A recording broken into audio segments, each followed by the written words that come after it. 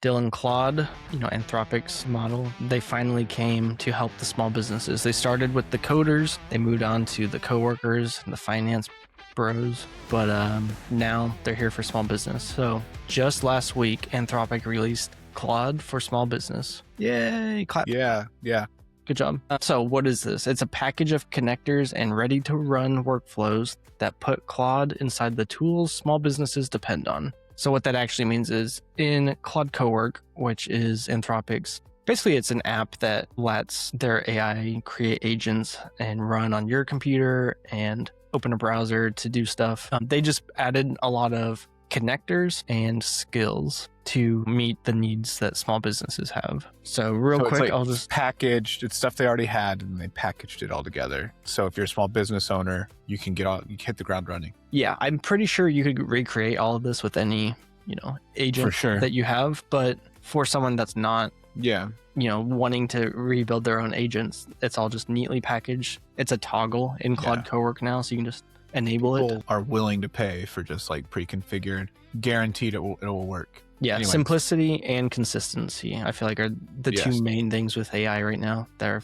kind of lacking. So the connectors are basically like the communication channel between your computer and where the data lives. So they added connectors for Intuit, QuickBooks, PayPal, HubSpot, Canva, DocuSign, Google Workspace, Microsoft 365, Slack, MailChimp, and Stripe. /Square. So it's basically like all the tools that most small businesses use on the daily. Apps you're using, yes. And since they set this up, it's secure. That's the main thing. Is you're gonna get like structured data that your agent knows how to read. So it's not gonna need to hallucinate, make stuff up. Yeah. So those are the connectors. I just want to hit on some of the skills. They released a lot of them. Yeah. So connectors and skills. Let's talk about the difference of those real quick. Yeah. You want to do it? Sure. I mean, I haven't looked at their definitions of it, but from what I understand in the EA, whatever. Oh my gosh, I'm sleep deprived, people.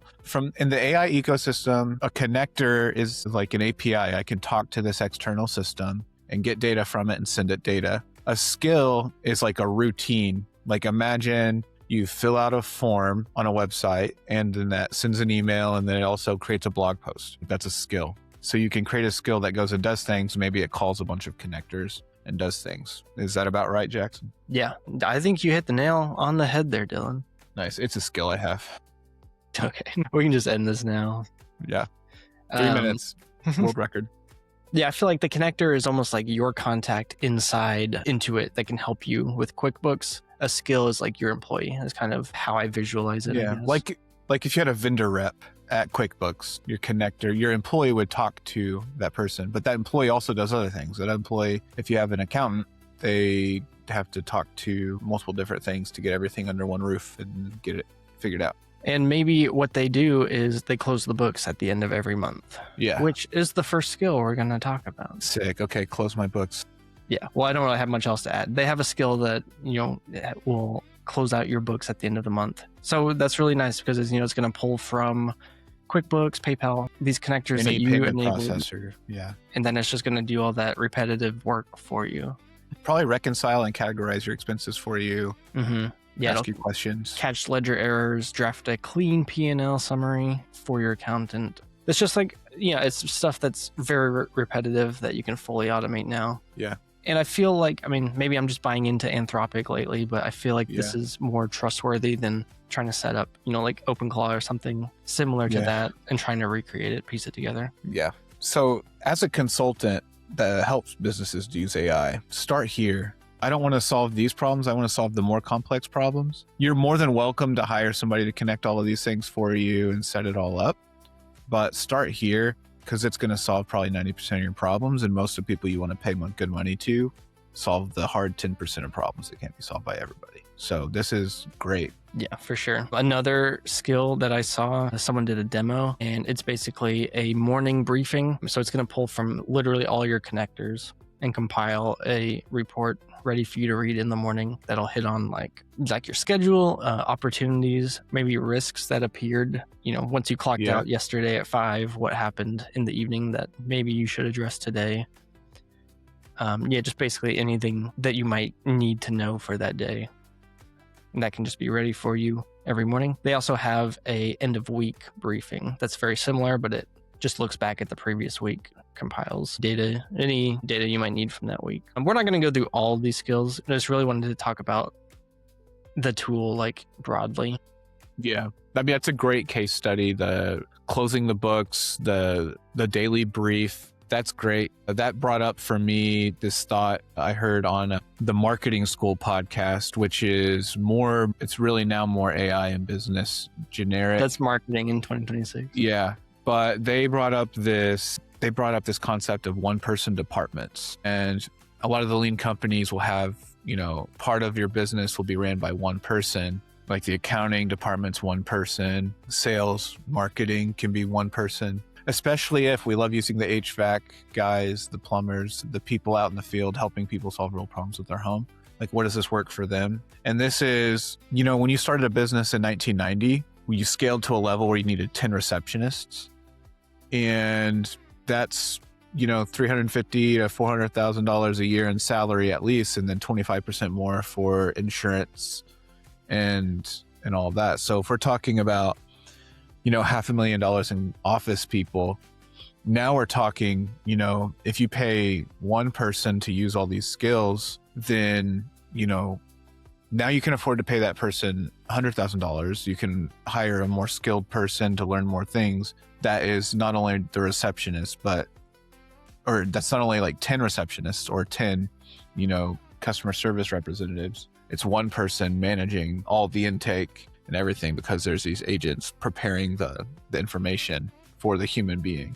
And so one person departments are going to be a thing where that daily brief, you as the owner or the manager don't have to read every daily brief. Maybe you have an executive daily brief, but then you have a low level, like these 6 leads came in while you were away or something like that the business owner at a $50 million company shouldn't have to be calling all those leads. They're paying somebody else to do it. And it used to be 10 people and 5 people, and now it's one person that can go and dispatch all those jobs and make sure that's ready. I think that's going to be the real thing, and that's why there's going to be more niche companies, because they can solve one specific problem really well. Thoughts on the one-person department, Jackson? I think that makes a lot of sense. Yeah, because if you just have a person with their mindset is just focused on marketing, then the AI agents that can get you all of the work. How do I say it? You don't need more bodies doing the same thing anymore. You just need someone to kind of guide these tools and, set them up in good ways. So I think that, but at the same time, you don't want one person spread too thin trying to set up automation and agents for the entire business, depending on the scale. So I could see, the one person departments for sure. Yeah. It's just, don't think you can have a lot of businesses that are already, that business I talked about started in, the 90s and scaled up to 10 office staff, 20 office staff or something like that. Probably one of those people are doing the books and answering calls whenever it's busy. Now that person can focus on the books because somebody else is worried about another part of the business. And so I'm interested to see, I bet Anthropic will go the route of, this is we already have Claude Cowork, but here's your accountant sidekick, and here's your customer service rep sidekick, and then specific ones for the trades. There will be a plumbing sidekick who can just Home Depot has their plumbing expert agent, and you can say, I got these things, order me the parts or something like that. Yeah, for sure. It makes total sense. I did want to jump back to one of these skills real quick that Anthropic's advertising. It's like getting the next marketing campaign going. So running your next campaign. I'll just read the description real quick. It says, find the slow stretch in your revenue, analyze your HubSpot campaign performance, draft the promo strategy, and then generate the assets in Canva to prepare your next send. So it's like the full pipeline of the next marketing campaign down to asset generation. Yeah. Which is pretty cool. Because that goes back to, one person doing marketing. Yeah. You wouldn't have time to come up with, each of these 5 steps. So, well, and that person in marketing has to bother somebody in finance probably, where they have access to either the raw financials or they have access to this finance person's approved financial report. And so there can be kind of an async communication where, hey, we're seeing this channel is profitable, or the marketing person can report, what's profitable. And then, I mean, essentially you would have a individual contributor in marketing, a media buyer, talking to the CMO or the marketing manager or director, and then they'd have to coordinate with the CFO. But now those people can talk directly or just interact with each other's reports. So there's things that AI won't understand because of nuance and platforms and stuff that the media buyer does understand, and they can report that and build a report on that. And now the CFO can go chat with that report. They don't have to bother, as long as everybody's, inputting all their information, which is going to be easier to import. If your campaign is built through the AI, it remembers what you built. And if you're asking for reports on specific things, it's going to remember what you asked for. And it starts to understand and build a profile on your company. So it knows, okay, this business, they're seeing more offline conversions from, X, Y, and Z. They're converting better on calls. And so we need to push more into phone call ads instead of to the website or something like that. It's kind of a tangent, but and they can almost feed into the other teammates' morning briefings without you. So you don't even really need to reach out. You just do the thing and let the AI, update the people that need to be updated on it. Yeah. Just another time saver. Yeah. People are going to have to used to owning a business unit instead of such a small part of the unit. Like, I know the content creators out there, they've got their TikTok editor, YouTube editor, they're editing it specific for that platform. And that's a perfect parallel to this, who I've got my Facebook person who needs to edit and publish and choose the best creative for the ads. But now that person can go out in the field and take video. And like I said, or one of my biggest things I'm pushing with AI, the more personal feel you can add. We have so much more room now to add more personality and personal feel. And now we have more bandwidth. If I'm not sitting there choosing the right creative, putting ads into the ad platform and knowing how to use Meta ads or Google ads, and I can spend more time taking pictures and videos in the field and making it more personal, then that's the better use of my time than knowing how to use a clunky interface or something like that is really difficult. Yeah, for sure. Well said. Hey, thanks. That's 3 well said's this week. I'm on a roll. You're talking really good. Thanks. I do well without sleep. Yeah. One thing I think is interesting is they do, partner with Canva and create that connector there rather than forcing you to use Claude Design that we looked at previously. Yeah. I feel like that's, a good thing because small business vendor lock-in is they're already using Canva, so give the people what they need. Yeah. But also, people that don't use Canva, maybe they will just stick or try out Claude Design. So yeah, for sure. Cool. Well, I've been playing around with Claude Cowork this week and I fell in love, so I'm going to be trying this stuff out for us specifically, and maybe we could do a follow-up next week or something and see if I like it. See if you like it. I'll give you my login. Nice. Thanks. Don't tell Anthropic. Okay. Yeah. I also... Okay, we're not recording. Okay, so it's Jackson at... Nice. Okay, cool. That's it for today's episode. Thank you for listening. Dylan, you have anything to plug? Yeah. If you are a small business owner and you just don't want to fuss with this kind of stuff, you want somebody to come in, plug AI into your business, reach out to us on infactodigital.com. or comment on this or whatever. We'd be happy to look at what you're doing now, give you the most high leverage top 1 or 2 things you can throw AI into your business without it being scary and it being very reasonable. So go check that out. We've got all these podcast episodes in blog form if you would rather read. We send these out in email form if you would rather get these thrown into your email every morning around 9 a.m. Eastern.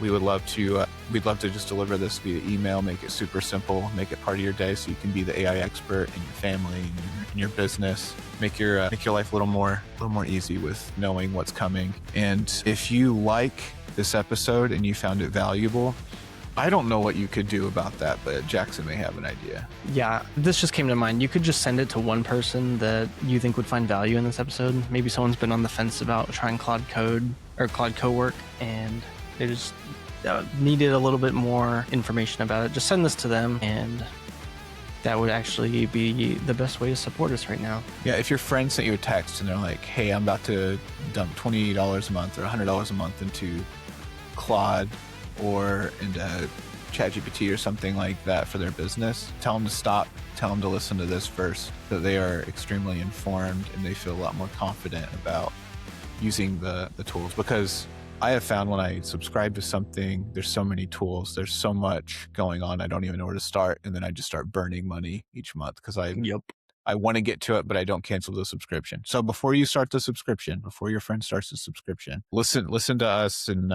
we'll help you out. We'll give you a place to start. And if you just want somebody to hold your hand and help you do it, we'd be happy to. And again, like, we have a free offer where we will audit your whole system, give you the best bangers. Here's what you should buy Claude Cowork for, and this is what you should throw it at. And then you have it with a plan. You go into your subscription with a plan, and that's nothing more scary than throwing money at a problem you don't know what the problem is yet. So yeah, and I just want to emphasize, if you want someone to hold your hand, I'll help with that. Jacksonville. He is at 327 West. I don't know his address, but don't show up.